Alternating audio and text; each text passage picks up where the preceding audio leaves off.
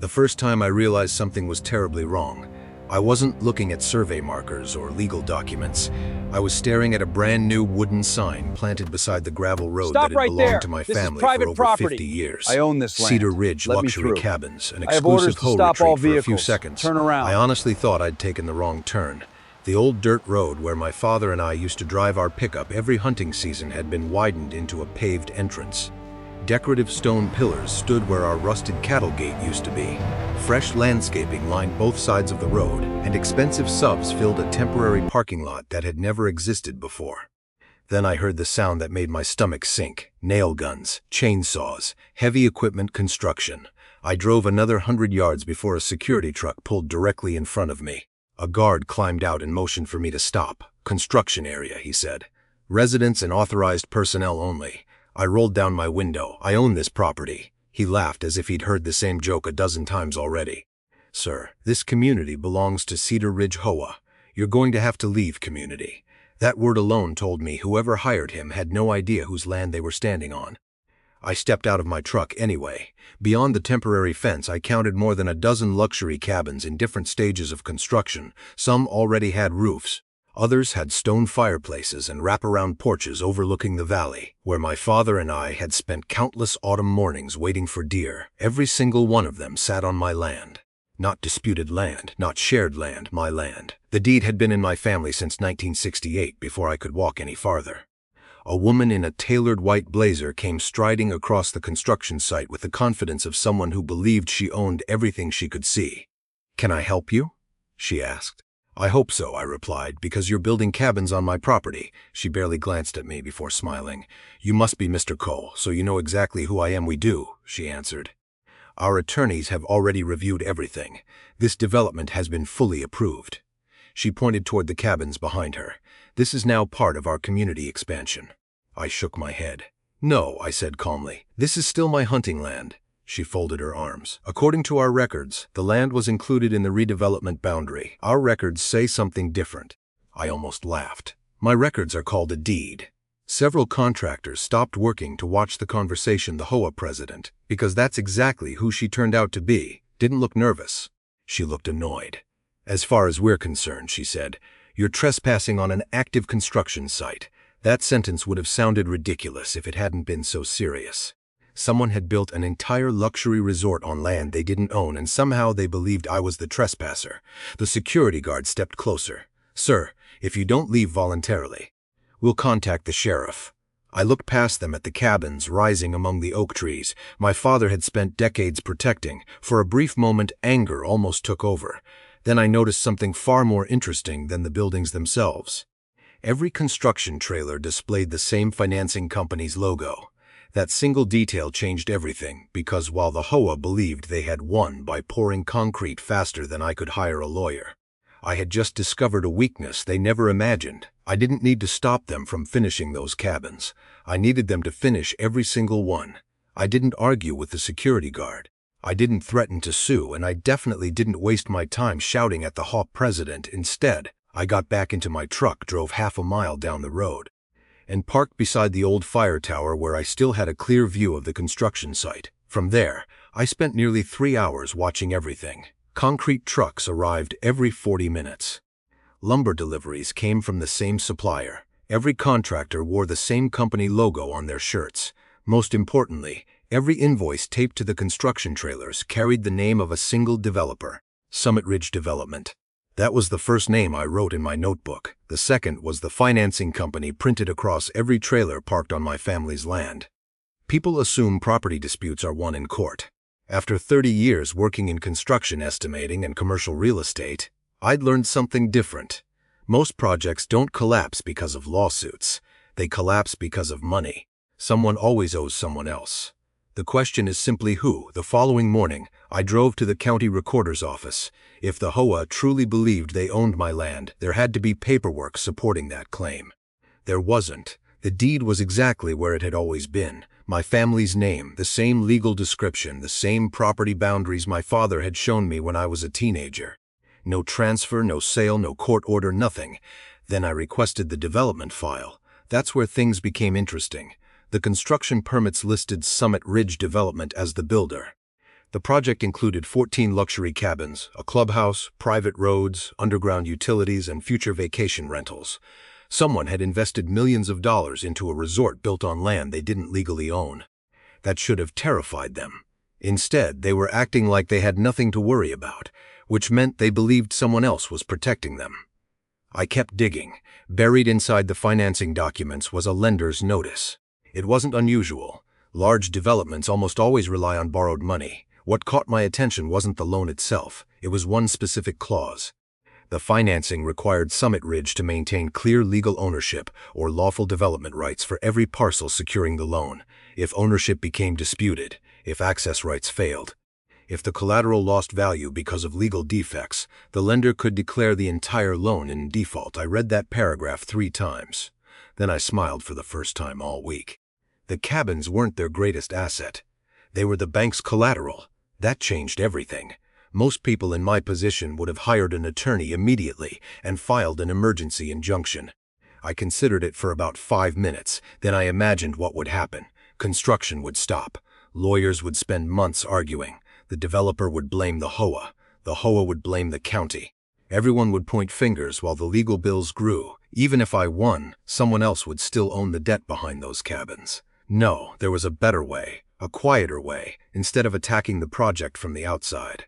I wondered what would happen if I walked through the front door, not as the landowner, but as the person who controlled the money. At that moment, I didn't know whether the lender would ever consider selling the loan. I only knew one thing: if I could somehow stand where the bank was standing, the HOA would never see me coming. Getting control of the project wasn't as simple as writing a check. First, I needed to know whether Summit Ridge Development was actually in trouble, or if I'd simply found a well-funded company with deep pockets. It didn't take long to find the answer. Over the next 2 weeks, I dug through every public record I could legally access: building permits, mechanics liens, corporate filings, court records. The picture became clearer with every document I opened. Summit Ridge wasn't nearly as strong as they wanted everyone to believe. Material costs had gone over budget. Construction delays were piling up. Subcontractors had started filing payment disputes. And the cabins hadn't sold nearly as fast as the glossy brochures promised. The entire project was surviving on borrowed money. That meant time wasn't on their side, it was on mine. I hired a commercial real estate attorney not to sue the HOA, but to answer one simple question. If a lender wants out of a risky construction loan, I asked him, can someone else buy that loan? He smiled before he answered. Happens more often than you'd think. That was all I needed to hear. Over the following month, my attorney quietly contacted the investment firm behind the construction financing. We never mentioned the HOA. We never mentioned the land dispute. We simply asked whether they had any interest in selling their position in the loan. At first, the answer was no. A week later, it became maybe. Another week passed, then the phone rang. The project had become far riskier than the lender expected. Insurance premiums were climbing. The payment schedule was slipping. Several investors were getting nervous. They wanted to reduce their exposure before things became worse. For the first time, the door opened. I didn't buy the loan under my own name. There was no reason to announce myself. Instead, my attorney formed a small holding company that existed for one purpose and one purpose only: to purchase a distressed construction loan. The paperwork took nearly 3 weeks. Wire transfers were completed, assignments were signed, signatures were notarized. When everything was finished, one simple fact had changed. Summit Ridge still believed they owed money to the same lender. The HOA still believed construction was moving forward exactly as planned. Vanessa continued posting cheerful updates online, celebrating the future grand opening of Cedar Ridge luxury cabins. She smiled for photos beside half-finished buildings that were standing on land she didn't own. She had no idea the financial foundation beneath those buildings had quietly shifted. I wasn't interested in embarrassing anyone. I wasn't looking for revenge. I simply intended to exercise every legal right that came with the position I had purchased. Then Vanessa made the biggest mistake of the entire project. She accelerated construction. Instead of slowing down after discovering I disputed ownership, the HOA doubled the size of its workforce. More cabins, more equipment, more debt. More money flowing into structures that could never legally remain where they stood. Every nail they drove increased the value of the collateral. Every cabin they completed strengthened the position I now held. One afternoon, I drove past the site again. The The security guard recognized my truck immediately. He walked over wearing the same smug expression I'd seen weeks earlier. "You finally ready to give up?" he asked. I looked beyond him at the nearly completed cabins. Then I smiled. "No," I said. "I'm just waiting for the paperwork to catch up with the construction." He laughed. I drove away. Neither he nor the HOA president understood what had already happened. They thought they were racing to finish a luxury resort. In reality, they were building someone else's assets. Chukmat, Ethan had exactly what he'd been waiting for. The loan had been transferred, the paperwork had been recorded, and Summit Ridge Development officially had a new mortgage holder. The funny part? Nobody at the construction site knew, not the contractors. Not the buyers placing deposits, and certainly not Vanessa. She kept acting like she had already won. Every week, another social media post appeared on the HOA's Facebook page. Phase 1 nearly complete. Only 4 luxury cabins remaining. Exclusive forest living coming soon. She posed for pictures in front of cabins that overlooked the very creek where my father had taught me how to track deer. Every photograph made me angrier, not because they were making money, because they were selling something they had never owned. Then the invitations went out. Grand opening celebration. Live music, food trucks, property tours, ribbon-cutting ceremony.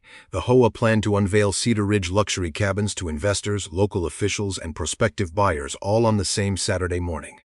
Vanessa wanted a celebration. I wanted documentation, so instead of showing up with protesters or television cameras, my attorney and I spent the next several days preparing something far more effective.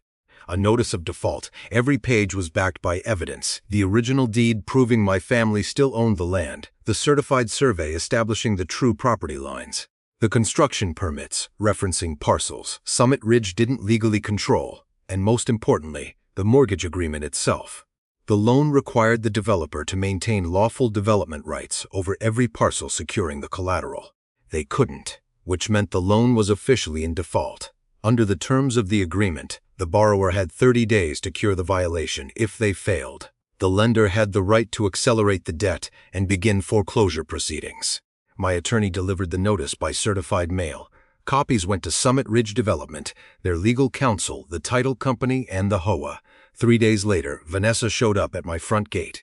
She climbed out of a brand new luxury SUV wearing sunglasses and the same confident smile she'd worn at the construction site. She held the notice in one hand. "This is cute," she said. I didn't answer. She waved the paperwork in the air. "Do you honestly think some finance company is going to shut down a multi-million-dollar development because you claim this land belongs to you?" "I don't claim it," I replied. "I own it." She rolled her eyes. "Our attorneys disagree." "My deed doesn't," she laughed. "Even if this lender causes problems, we'll refinance." I almost smiled. She still thought the lender was just another investment company. She had no idea she was standing on the porch of the man who now controlled every major financial decision tied to her project. Before getting back into her SUV, she delivered one final warning. "You should come to the grand opening." "Why?" "So you can watch this community move forward without you." I nodded politely. "I'll be there. I thought you might." She drove away believing she'd won the last conversation we'd ever have. What she didn't realize was that the 30-day cure period had already begun. Summit Ridge never fixed the title defect. They couldn't. You can't cure a problem by pretending someone else's land belongs to you. Instead, construction continued. The ribbon-cutting stage was assembled. The cabins were professionally furnished. Buyers scheduled final walkthroughs, the HOA ordered champagne, and on the morning of the grand opening, every parking space was full. Investors shook hands. Real estate agents greeted clients. Vanessa stood beneath a large banner that read, "Welcome to Cedar Ridge Luxury Cabins." She picked up the oversized ceremonial scissors and smiled for the cameras. Then 3 sheriff's vehicles turned into the entrance. Behind them came 2 black subs carrying attorneys, and right behind those was my old pickup truck for the first time since this nightmare began. Vanessa's smile disappeared. The crowd went silent. The moment the sheriff's vehicle stopped in front of the ribbon-cutting stage. At first, nobody seemed to understand why law enforcement had arrived. Vanessa certainly didn't. She forced a smile, walked toward the lead deputy, and extended her hand. "There must be some misunderstanding," she said loudly enough for everyone nearby to hear. "We're just about to begin." The deputy ignored her handshake. Instead, he asked a simple question. "Who is the authorized representative of Summit Ridge Development?" A man in an expensive gray suit reluctantly stepped forward. "I am." The deputy handed him a thick envelope. "You've been served," the attorney standing beside me stepped forward immediately afterward. "So has the HOA." Vanessa grabbed the documents before anyone else could read them. Her expression changed almost instantly. "What is this?" my attorney answered before I could. "A notice of acceleration," she frowned. "I don't know what that means. It means the construction loan is in default." She laughed nervously. "That's impossible. The lender disagrees." She looked around the crowd as though expecting someone to explain the mistake. Instead, every executive from Summit Ridge was already flipping through the documents with growing panic. One of them looked up. "This says the entire balance is immediately due." "Correct," my attorney replied, "and if it isn't paid, foreclosure proceedings begin." Vanessa spun toward him. "You can't foreclose on us." "I can," I said quietly. For the first time all morning, every eye turned toward me. She stared as if she hadn't heard correctly. "What did you say?" I took one step forward. I said, "I can." Confusion spread across her face. "The lender sold the loan." She shook her head.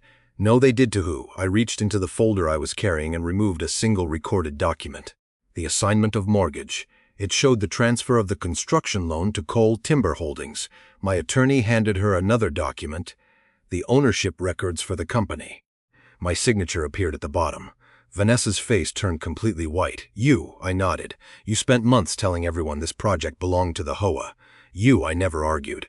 "You bought the loan, I bought the debt." Silence, the kind that only exists when an entire room realizes everything has just changed. One of the investors whispered, "My God." Another buyer quietly asked his realtor. "So who owns the cabins?" My attorney answered for everyone. "The land has always belonged to Mr. Cole. The borrower defaulted, and the collateral securing the loan is now subject to foreclosure." Vanessa could barely speak. "This isn't fair." I looked directly at her. Neither was building 14 luxury cabins on someone else's land. Within minutes, the sheriff's deputies began posting foreclosure notices on every completed cabin. The ribbon-cutting ceremony never happened. Instead of applause, people watched as bright legal notices were taped to front doors that had never welcomed a single guest. Construction crews packed their tools. Investors hurried to make phone calls. Buyers demanded refunds. The celebration dissolved into complete chaos. Over the following months, the truth became impossible to hide. Investigators discovered the HOA had knowingly approved construction using an incorrect survey. Emails revealed Vanessa had ignored repeated warnings about the property boundaries. Several board members admitted. They assumed I would eventually give up because fighting a multi-million-dollar development would cost more than the land was worth. They underestimated one thing. I wasn't trying to outspend them. I simply understood the rules they were playing under better than they did. Vanessa resigned before the investigation finished. Several board members followed. Summit Ridge Development filed for bankruptcy before the year ended. The cabins were eventually transferred through the foreclosure process. Some were removed, others were relocated. The damaged areas of the forest were restored. A few of the completed cabins remained, but not as luxury vacation rentals. They became affordable retreat cabins for wounded veterans and families who simply wanted a quiet place to spend time outdoors. The first weekend they opened, I stood beside the rebuilt entrance to the property. The giant resort sign was gone. In its place stood a simple wooden sign carved by a local craftsman. Cole Family Forest, private property, exactly the way my father would have wanted. People often ask whether buying that mortgage was my revenge. It wasn't. Revenge would have been watching the HOA lose everything. Justice was making sure they could never take someone else's land again.